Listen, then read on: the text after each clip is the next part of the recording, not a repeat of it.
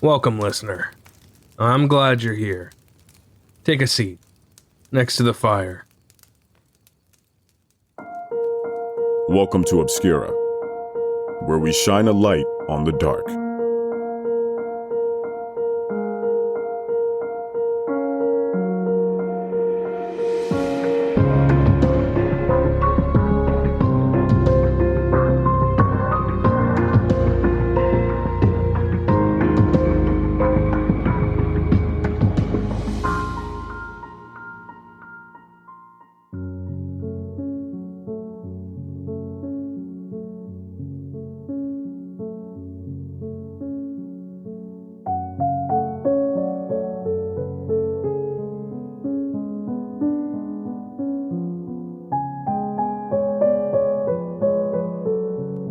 Noberto Piertri was born on March 13, 1963. He was one of 9 children. His entire family lived together in one house that had only 2 bedrooms, a living room, and a kitchen. There was no indoor bathroom, running water, or television. The family was extremely poor, and each child only had one outfit that he or she could wear every day and had to have washed on the weekends. Norberto's father was a mean drunk, an alcoholic who would drink every day after work. He'd storm through the front door after a long day at work, the kids running scared. And if he couldn't get his hands on one of the children, he'd beat their mother right in front of them. No one in the house was spared. After a time, Norberto's father grew tired of paying for the kids. He left one night without saying a single word. His father never returned or sent money to care for the family. Norberto's mother realized they needed a change, so they immigrated to the United States in 1969, specifically Palm Beach, Florida. There she met and started dating a man named Freddie Torres. Within short order, Torres started sexually abusing Norberto. His brothers and sisters confused, even jealous, why Norberto received so much candy and toys. Torres did not sexually abuse anyone else in the family. This sexual abuse lasted for a period of at least 2 years. Norberto's mother was totally ineffective as a parent, and she was unable to deal with her children. Pietri's life lacked family structure. No one cared for the children, no limits were set, there was no management, and Pietri had no source of comfort. Norberto sought comfort from his brother Edwin, but the older brother was no help, instead opting to layer on further abuse to his younger brother. During this period, Norberto was diagnosed with a cross-eye condition and underwent a procedure on his right eye as an attempt to correct the problem. However, the surgery caused the young boy to instead become blind in that eye. Norberto's siblings considered him the nicest brother of the family. His sisters in adulthood would recount all the times he took them skating on his free time. And what little pocket money he had, he'd share with them. But listener, there was a dark side creeping into Norberto, hidden from his family. One day, he was playing alone when a neighbor boy approached him. Norberto took the child off into the woods and molested him. He later stated that he was confused by his sexuality, and criminal psychologists believe that Norberto may have been acting out the sexual violence that was done to him. That is not to excuse his behavior, just potentially explaining it. Norberto was a good student, almost never missing a day, even insisting on attending class when sick. When he turned 16, he started working with his older brother Marino's landscaping business on the weekends. His older brother was proud of his work ethic. Norberto was a good worker, never lazy on the job. Norberto dropped out of school after a time. His brother was slowly raising his pay as he contributed more and more on the job site.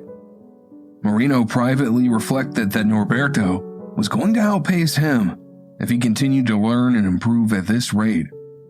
He was genuinely impressed. Before dropping out and during his high school years, Norberto didn't have a lot of downtime. Not much in the way of friends, and certainly not enough time to date.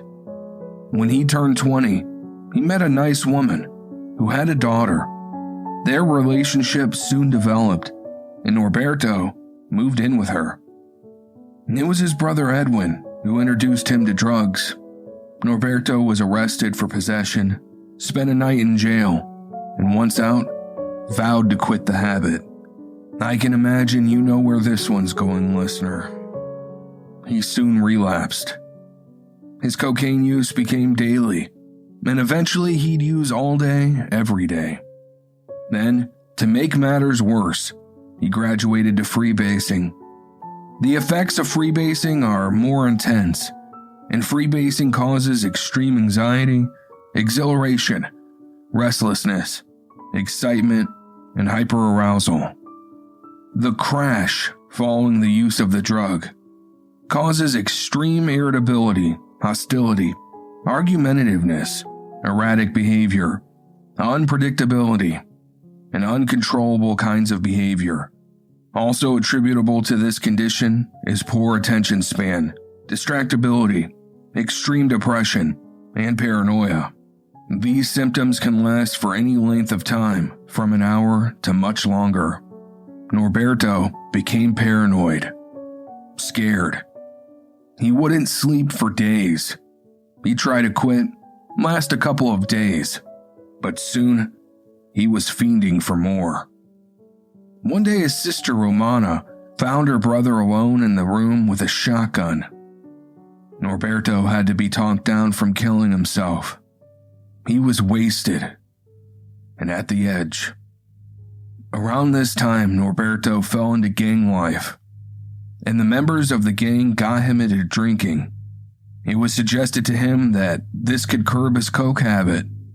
This, of course, didn't work, instead adding the confusion of now abusing a downer and an upper. Soon after that, he started using a new drug, marijuana laced with PCP. His brother Marino had enough. There were too many days where Norberto was essentially useless at the job site, or didn't even show up at all. He told his younger brother to not bother showing up to work again. Norberto was fired. He turned to crime, including burglaries, to support his drug habit. Although Norberto frequently experienced time in jail for burglary, as soon as he was released again, he'd be out committing another burglary within 24 hours. Anything to obtain money to purchase his drugs. Finally, a judge had enough and gave him a serious sentence. Norberto was incarcerated for 20 months, getting out early on good behavior. However, the incarceration was just a time out from his drug addiction. There was no rehabilitation here. Norberto simply bided his time. The drugs had him in their grasp, and to many in his family, Norberto simply didn't want to quit. And it went on like this for years. He stole because he didn't have money, and he didn't have money because he stole, destroying his relationship with family members and friends. They knew not to keep cash out around him or leave him in their home alone, lest he might steal something they owned. And they locked their doors. The drugs dulled his ability to see time and opportunity slipping through his fingers.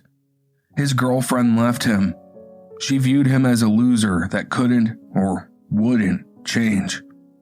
She had a child to raise, and she couldn't stick by this man who traded years of his life away to correctional facilities, years away from her own life. And I've purposely not named her here, in case you're confused by that. So, he spent his nights creeping homes, breaking and entering, selling whatever he could to fund his habit. And the other shoe always dropped.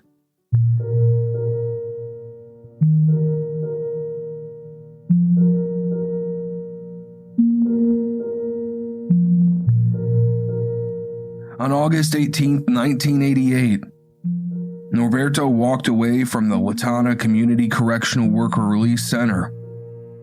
At the time, he was restricted to the center's grounds while he awaited transfer to a more secure facility. Or, in other words, listener, he escaped. After his escape, he began a 4-day binge of using cocaine, breaking and entering and using burglaries to support this drug use. He was high for 4 days straight. Time and consequences were a non-factor in his mind. He numbed his body and his thoughts, only thinking about the next fix, how he could get more money. On August 22nd, he ran out of drugs.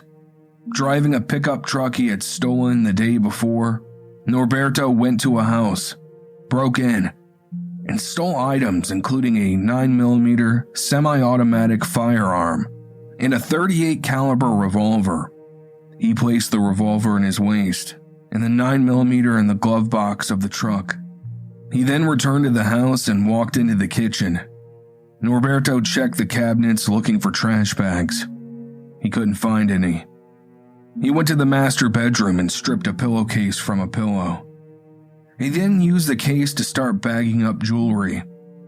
He was admiring a ring when he heard a noise. Norberto paused for a moment. He realized that his fingers instinctively had gone to the revolver in his waist.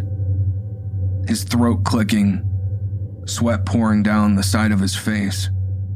He put the bag of jewelry down, pulled out the revolver, and started walking through the house. He called out, asking if anyone was home. No answer. Was he just being paranoid? He decided he needed to grab the rest of the jewelry and get out of here. Norberto went to the master bedroom again. He finished bagging up the jewelry. He got out of the house, speed walking the entire time, and then nearly broke into a run once outside. That feeling of someone watching him the entire time, it wouldn't go away. He paused for a moment behind the wheel, staring at the house. Was his mind playing tricks on him? On the way to the pawn shop, Norberto stopped by his dealer, and getting ripped off in the process, he traded some of the expensive jewelry for some coke. His hands had been shaking, and he couldn't trade in the rest to a pawn shop in that state. Now, with more in the tank, his confidence was restored. Back on the road, Norberto gunned it, speeding on his way to the pawn shop. Norberto turned onto I-95 and gunned it further. Under the influence, he became increasingly impatient with the short drive he had ahead of him, and overly confident. Officer Chappelle sat on his motorcycle, watching for speeding motorists. That is when he saw Norberto driving a silver pickup truck, full throttle. The officer gave chase. Norberto didn't stop immediately. He panicked. Grabbing the stolen jewelry by his side, he stuffed it all in his pants. He looked around and realized there was no place to run. It was time to surrender. He was on the interstate. Where could he go? He stopped after about a mile. Officer Chappelle motioned for him to move forward to avoid blocking traffic, and Norberto complied. The officer approached the silver truck with a sense of authority. There may have been even anger in the officer's face. Norberto had one thought repeating in his mind over and over again. What am I going to do? Norberto could see the gun in the officer's holster. He looked to the right and saw more jewelry on the seat of the truck. Without even thinking about it, Norberto started stuffing the rest of the jewelry in his pockets. It was then that he felt the gunmetal in his waistband. The officer was making the roll your window down pantomime with his hands, about 4 feet away from the truck. Norberto did roll the window down. He then pulled the revolver from his waist, holding it with both hands, aimed, and fired a single shot into Officer Chappelle's chest. Norberto stared at the gun in his hand in disbelief. the ringing in his ears from the revolver, blanketing him in a sense of surrealness. The officer was on the ground with a shocked look in his eyes. Norberto had enough time to see the dying man unholster his gun before he sped off. Obscura is supported by Incogni.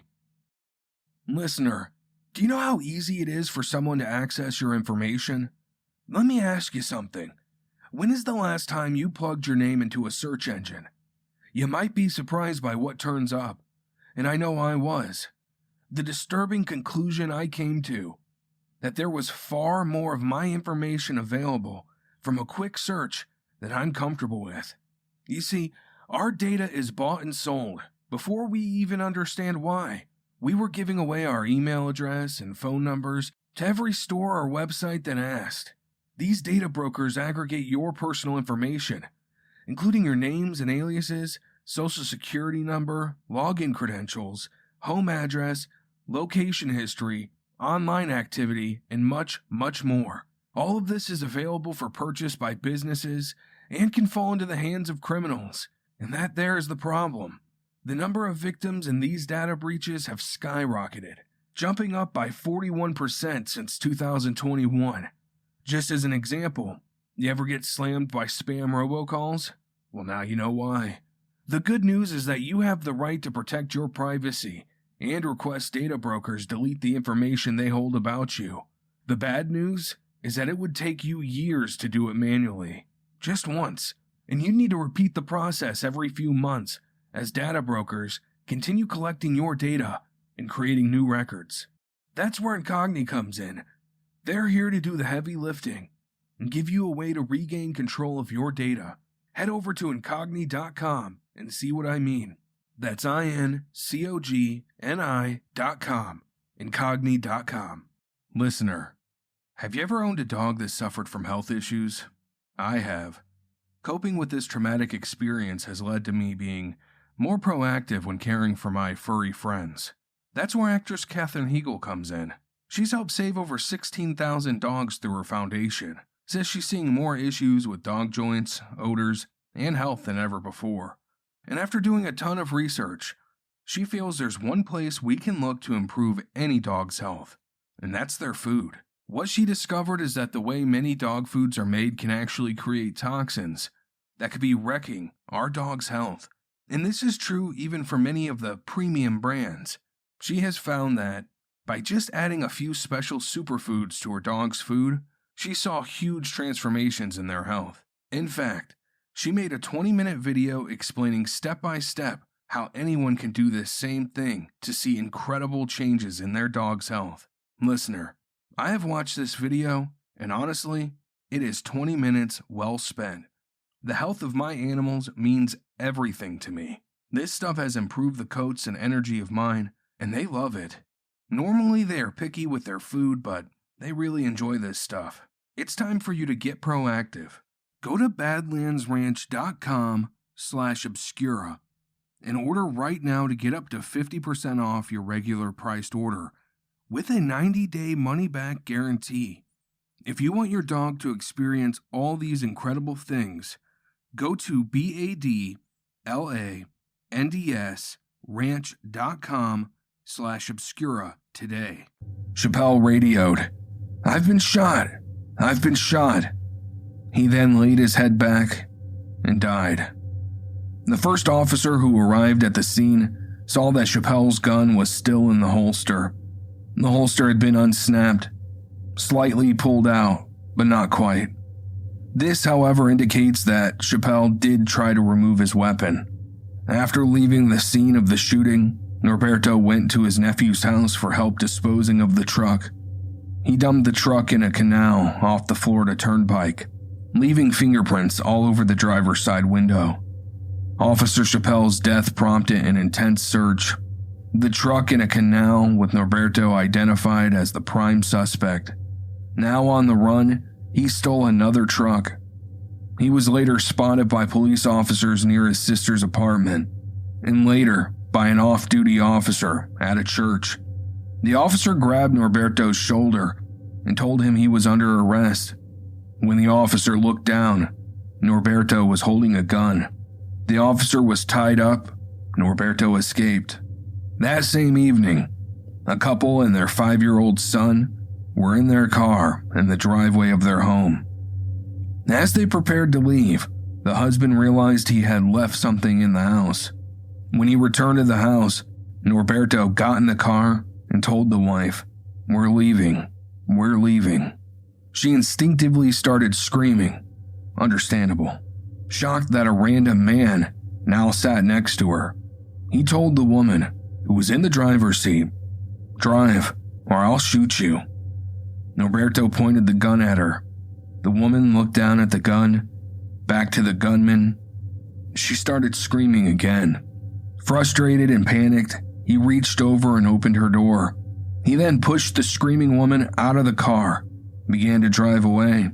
He looked in the mirror and saw the husband running behind him. He was pleading for his son, putting up prayer hands. Norberto slowed down. He didn't even look back as the man grabbed his son. It felt unreal to Norberto as he heard words of thanks as he drove away with the man's vehicle. Another police officer spotted the couple's car. Norberto stopped and waved the officer towards the car. The officer stopped and approached the car with his gun drawn. It was a fake out. Norberto sped off. 2 other officers picked up chase, which proceeded at speeds of more than 100 miles per hour. Norberto lost them for the time, never letting up on the gas.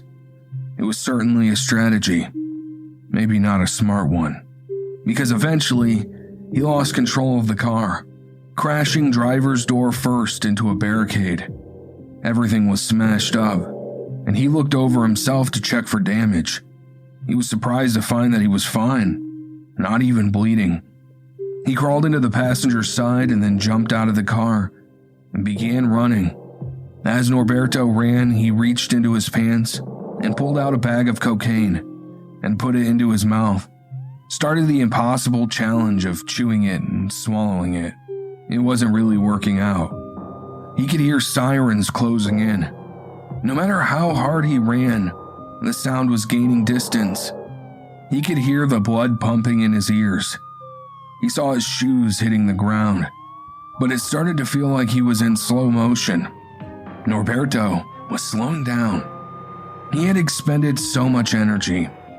A police car cut him off and parked. Norberto turned, gathered energy. He ran in a quick burst in the other direction. But it was too late, listener. The cop was just too fresh. Norberto was exhausted, and Delray Beach officer Michael Swigert tackled and caught Norberto, ending the rampage.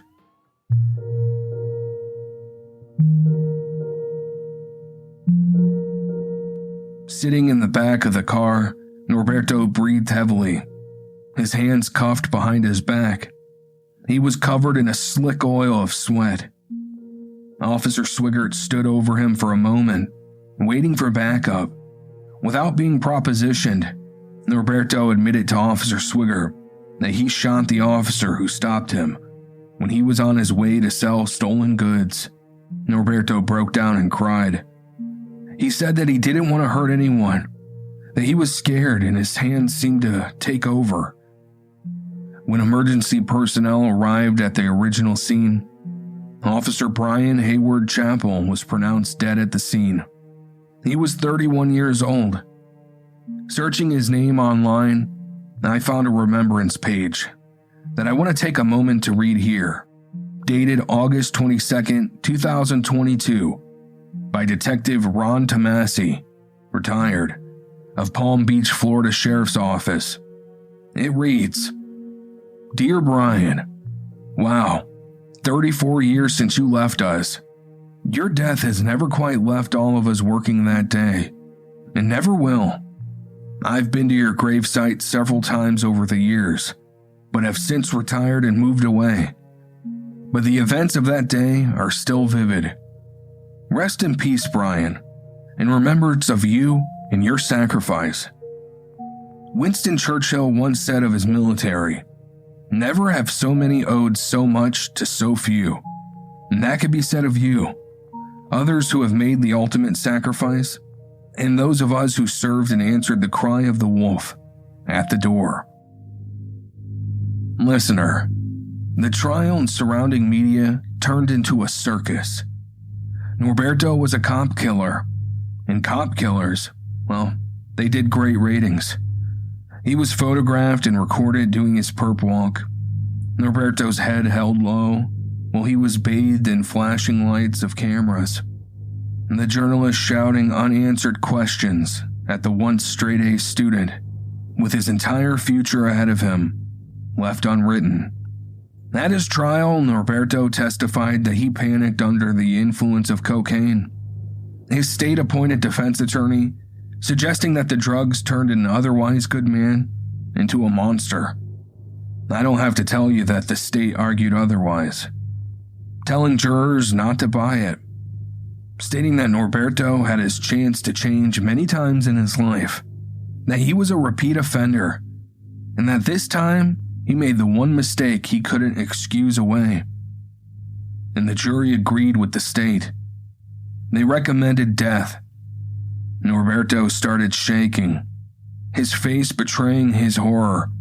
He started crying. He then jumped up, turned and faced Officer Chappelle's parents, and belted out, "I'm very, very sorry. I'm very, very sorry. I am so sorry. I am so, so sorry." He wouldn't calm down, and Norberto had to be shackled to a chair.